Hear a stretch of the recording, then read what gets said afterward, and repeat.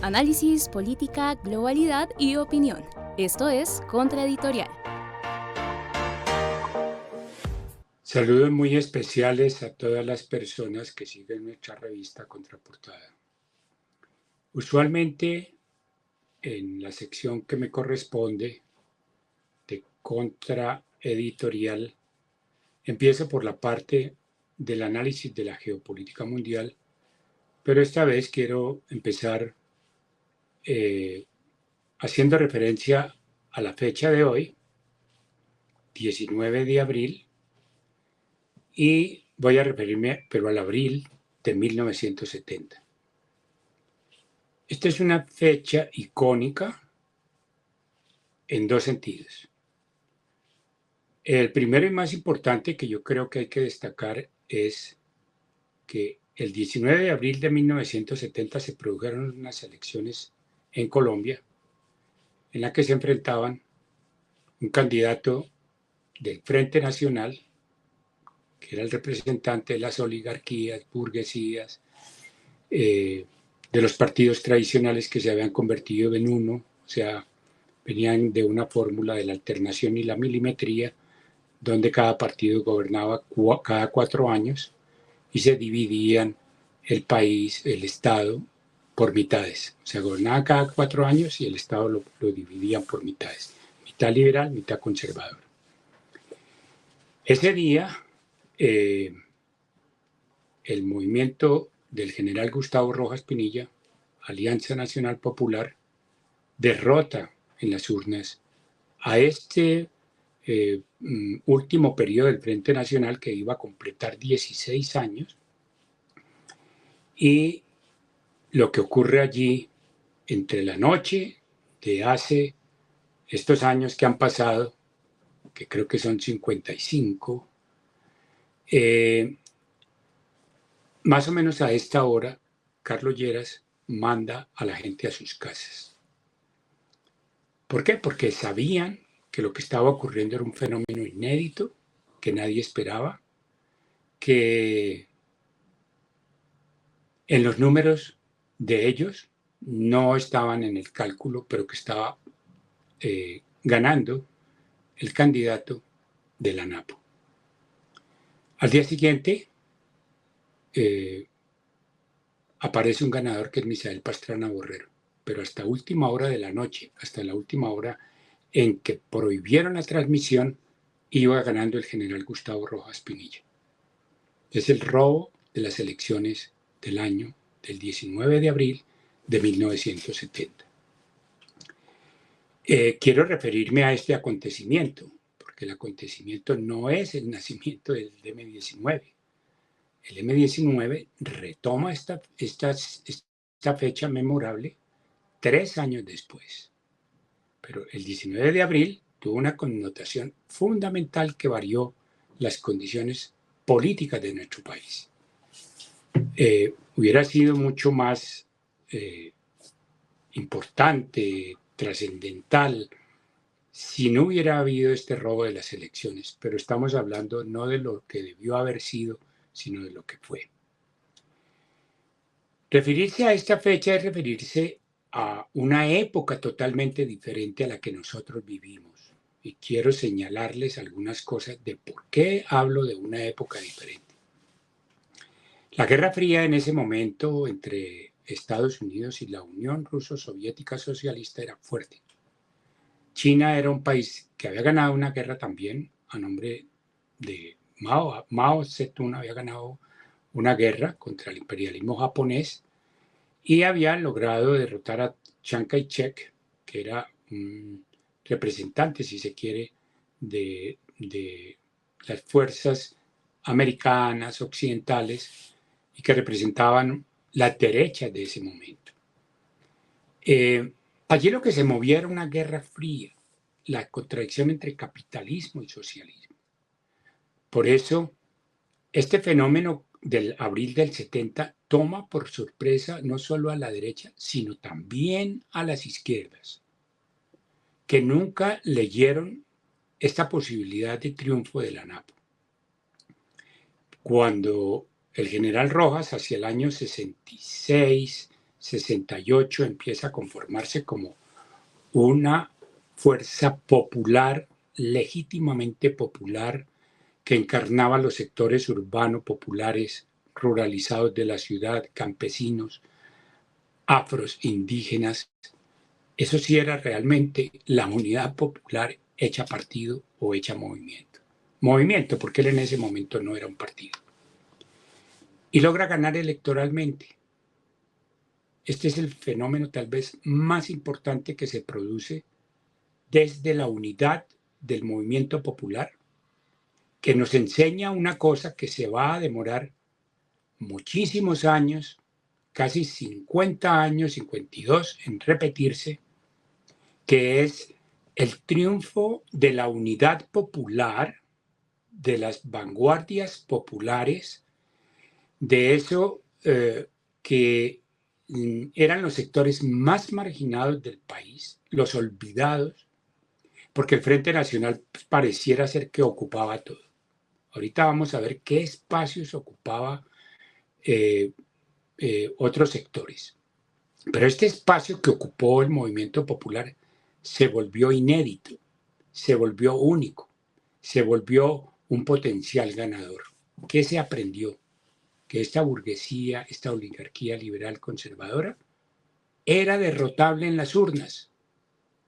Había un paralelo en este proceso que era la Unidad Popular Chilena, que venía luchando por lograr el poder por vía electoral, por vía democrática, y lo que se demuestra con el derribamiento de este gobierno de Allende, de Salvador Allende, y el robo de las elecciones, era que las democracias estaban en crisis, que no se podía participar en un proceso democrático porque o bien se la robaban, y siguen robándose en América Latina en las elecciones, o si llegaban al poder era peligroso, altamente peligroso que los derrotaran, y el ejemplo que quedó fue el de Salvador Allende. Entonces, fíjense de dónde arrancan un montón de cosas que hoy consideramos novedosas.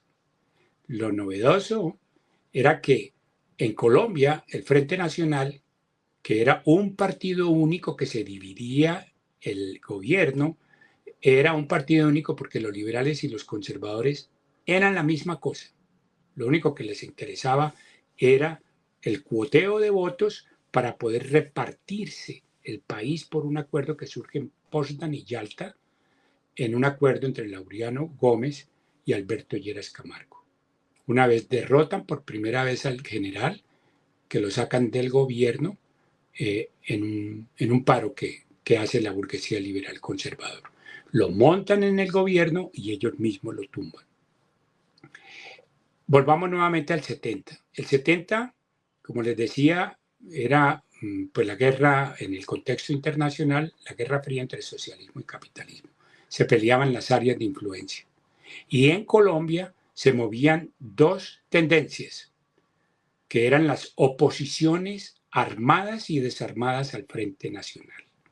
En ese momento las oposiciones desarmadas eran la NAPO y algunos otros movimientos, básicamente los partidos comunistas. Algunos de ellos empezaban a ver la lucha armada como una salida y como una posibilidad, dado que ganar elecciones no garantizaba que se llegara al gobierno. Y si se llegaba, lo más factible era que se fueran a derribar. Entonces, esto radicaliza y hace que lo que funcione como vía real son democracias en armas.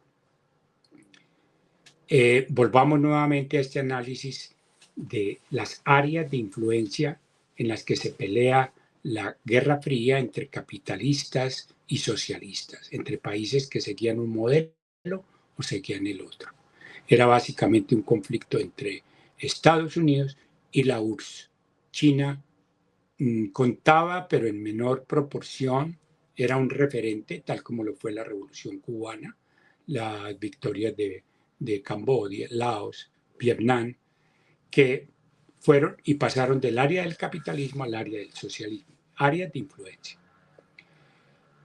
En general se movían dos tendencias dentro de las izquierdas, que eran las vanguardias de partidos, que eran básicamente partidos comunistas, y las fuerzas que se movían en el criterio del foquismo, que eran movimientos armados que hacían oposición al Frente Nacional o que surgen de las luchas contra el Frente Nacional. En este contexto, queda jugado una cosa que se llamó el populismo.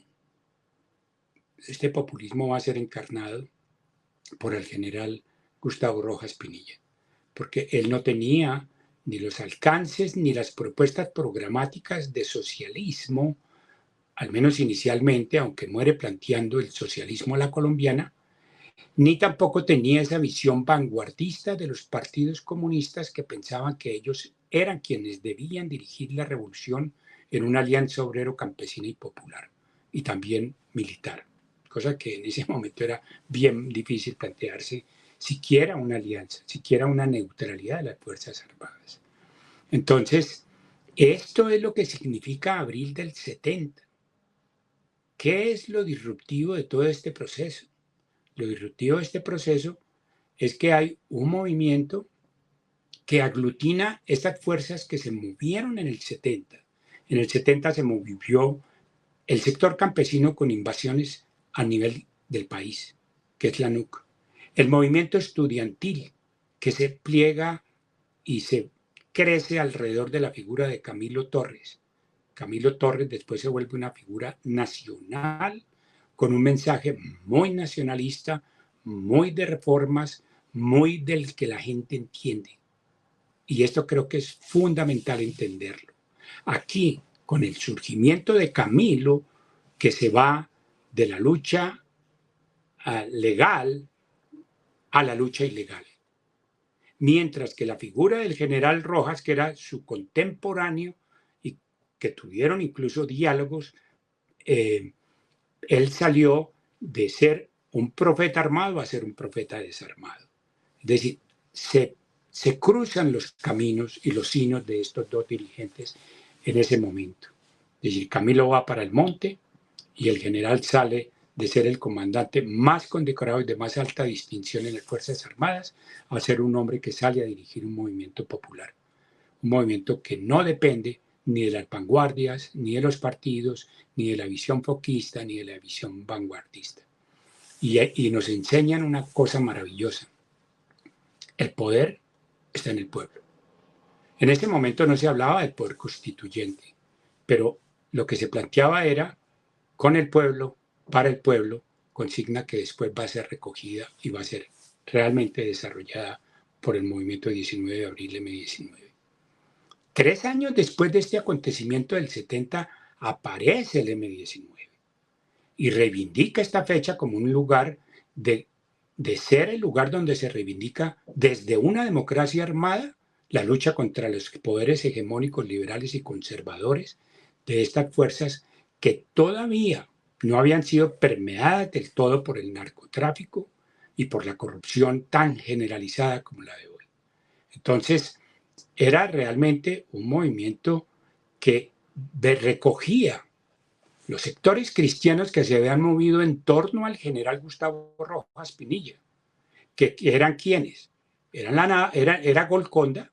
Golconda se integra al interior de la Alianza Nacional Popular ANAPO y son, junto con otros sectores cristianos y otros sectores que vienen de otras prácticas, que no eran de las FARC, que fue el grupo esencial que va a conformar un movimiento que se llama disidente, eso sí, disidente de las FARC, que va a conformar una cosa que se llama comuneros.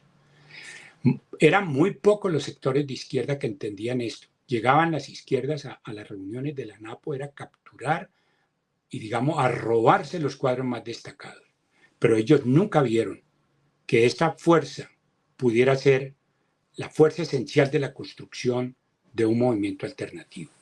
Esta ruptura que produce Camilo es la de las ortodoxias, esencialmente que venían de las influencias de los partidos comunistas y sectores que, sin haber renunciado a sus influencias revolucionarias, de criterios revolucionarios, sí permitieron y discutieron y se aliaron y confluyeron con sectores cristianos que venían de unas prácticas ecuménicas muy diversas. De esto se va a conformar una cosa que se llama la ANAPO socialista. sale un periódico que se llama Mayorías y paralelamente el M-19 aparece como M-19 y aparece reivindicando no estos sectores de izquierda tradicionales, sino reivindicando lo que algunos han llamado una socialdemocracia. Yo no creo que sea ninguna socialdemocracia lo que allí se planteó. Allí se planteó un movimiento que quería hacer desde la democracia en armas la movilización, orientación y organización de los sectores populares, de esa clase popular de la que habló Camilo, y convertirlos en el sujeto vanguardia, el sujeto político del proceso de construcción de una nueva Colombia.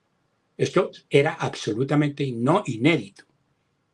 Estas tendencias del M van a perseverar por mucha influencia del militarismo al interior del M-19 en lucha que era una guerra popular prolongada, en la que no había oficio, porque pues quien tenían oficio en una guerra popular prolongada, en un proceso de larga acumulación de fuerza, eran las FARC y el ELN. Algunos otros sectores como los PCMLs, especialmente este último, tuvo mucho más sentido en que las vanguardias no se podían construir fuera de la generación de un sujeto histórico político, que era la democracia surgida del poder popular. Esta idea es la que va a permanecer, la que va a durar y perdurar, y que va a durar muchísimos años en la segunda, tercera y varias generaciones de gentes del M, hasta que Gustavo Petro encuentra que esto, no sé los intrínculos ni cómo él llega a esto, ni pienso que es un tema que pase de ser una buena anécdota, como es que él encarna esto que estaba encarnado en la primera generación de la gente del M, pero que después se fue como desdibujando en una lucha militar profunda, hasta que la dirigencia, y en especial Bateman, Pizarro, Fayad, todos ellos entienden, Luchotero, que la lucha armada había dejado de tener vigencia porque había habido un cambio de época, porque ya no era no era el mismo Frente Nacional, no eran las mismas circunstancias de las democracias limitadas y de esas democracias que simplemente dejaban concursar la izquierda como decoración, pero nunca para que realmente pudieran acceder al poder. Y tan era así esta concepción que viene la UP como una forma alternativa en la democracia por el poder representativo y por poderes representativos, democracias que empiezan a tener vigencia hasta ahora, mire cuánto tiempo. Cuando se dan cuenta que la UP es capaz de competir en voto limpio por Senado, Cámara, por presidencia, por consejo, por asambleas, empieza lo que llaman el baile rojo, que es la aniquilación, el genocidio de la UP.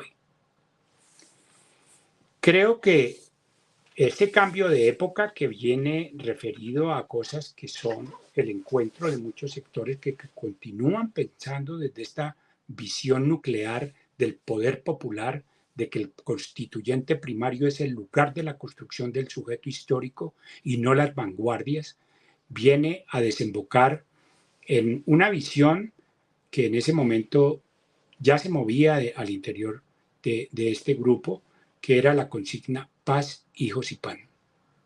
Paz porque fue una de las cosas inéditas también, que era desde una situación armada plantearse un proceso de paz con una negociación a largo alcance y una tregua estratégica. Lo de hijos era porque se había dado en ese momento de esa época, se dio la explosión nuclear, que fue las explosiones nucleares que se hicieron en términos de los encuentros de las guerras atómicas y de las bombas atómicas como uno de los hitos militares para derrotar a cualquier enemigo. El ejemplo de esto es Hiroshima y Nagasaki, que le sueltan dos bombas, una en cada ciudad, y prácticamente la destrucción es masiva. Entonces, creo que la explosión nuclear, la explosión demográfica, que empiezan a limitar el número de hijos que cada persona o cada familia pudiera tener, en un plan siniestro de de eh, hacer que las mujeres no pudieran parir. Y lo último era pues que había una situación de pobreza extrema. No era necesario que llegara el neoliberalismo para hacerlo peor. Era realmente la marginalidad extrema. Eran unas castas que gobernaban, siguieron gobernando hasta cuando Duque, pero que realmente nunca miraron el país, un país que casi los derrota o los derrotó, pero que le robaron su opción de construirse desde una democracia diferente. Este movimiento 19 de abril tiene realmente un carácter importante que es una visión humboldtiana. Desde ese momento, antes de que apareciera lo de la crisis climática generalizada por el uso del petróleo y del gas, ya se había visualizado que había que luchar por una Colombia que se la estaban tragando, comiendo. Toda la abundancia de este país la estaban derribando y tumbando. No había monte con un palito que no quisieran tumbar para volverlo leña, para volverlo madera exportable, para acabar con toda su biodiversidad. Y es un movimiento que se reclama humboldtiano. Había que proteger los recursos naturales de este país. Esto continúa en Petro en la figura de que hay que luchar contra el cambio climático. Lo de la paz simplemente es consecuencia lógica de haber firmado hace 30 y no sé cuántos años un proceso de paz, porque se consideró que en esta nueva época la guerra no tenía sentido ni validez para tomarse ningún gobierno ni ningún poder. Y la última, pues que es la lucha por la seguridad alimentaria, por las reformas agrarias. Todos estos programas y reformas que Petro propone tienen por lo menos 40, 50, 60 años de existencia, unos más antiguos que otros, unos más reivindicados por un movimiento que por otro. Este movimiento se hace bolivariano, es famosísimo su recuperación de la espada de Bolívar, con la consigna "La espada de Bolívar vuelve a la lucha", y desarrollan un paralelo a la democracia gramsciana, en el sentido en que en el debate interno de los grupos del M, de dirección del M, se consideraba que Gramsci era un material de estudio, pero que aquí teníamos mejores cosas, que aquí habíamos pasado por una ANAPO que había logrado, en ejercicio de la democracia popular, derrotar una fuerza real, no imaginaria, que fue el Frente Nacional. Y de haber permanecido en esa lucha, en muchos sentidos, en las vanguardias que van entendiendo poco a poco el lugar central de estar unidos alrededor del constituyente primario, cosa que hoy tiene toda la vigencia, y que si bien Gramsci es una figura que nos representa en teoría, o podemos estudiarlo, nuestra historia es mucho más rica que eso. Eso es básicamente, digamos, cosas gruesas del M. Tiene además una teoría militar en la que la preeminencia es lo político y no lo militar, que lo militar es una consecuencia de las tesis que se delimiten en política, y que cuando la política ordenó dejar las armas, se dejaron las armas. Sí, aunque no fue una de las consignas primarias, la Constitución se convirtió en un elemento básico en los diálogos de paz que llevan a 4 movimientos a firmar un acuerdo de paz. Debemos decir que los movimientos más serios de la lucha armada no llegan porque los derrotan, sino llegan por un acuerdo de paz, por la comprensión de que el proceso político hoy es de una democracia que tiene un sujeto histórico, que es la movilización popular. De ahí todas las tesis del presidente Petro, que encarna esto. Bueno, yo por hoy no voy a hacer el análisis de la geopolítica porque no quiero extenderme, quería dejar esto en el punto en que lo estoy dejando.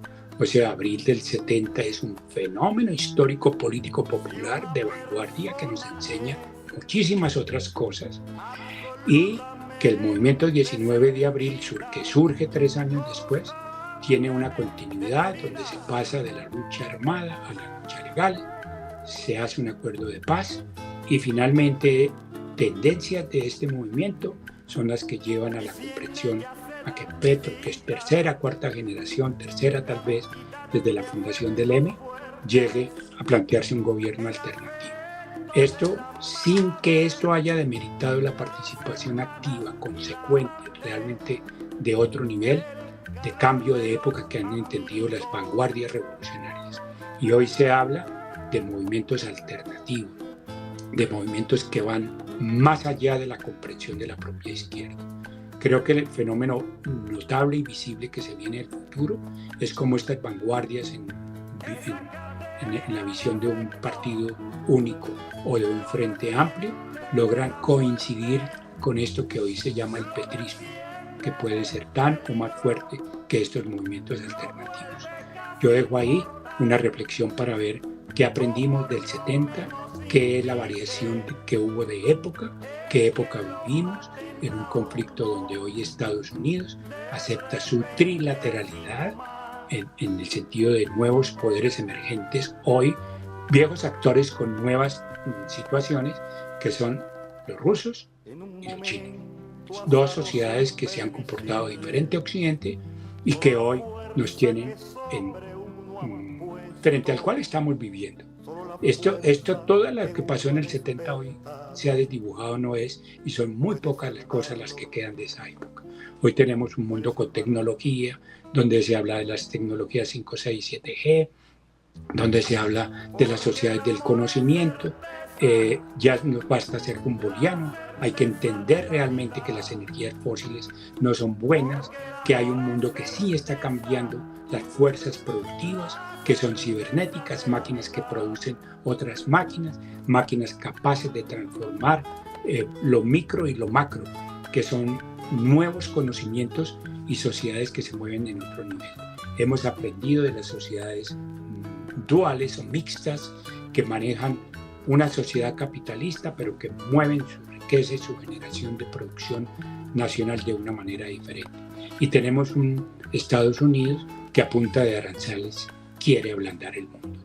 Dejamos ahí. Saludos y un abrazo.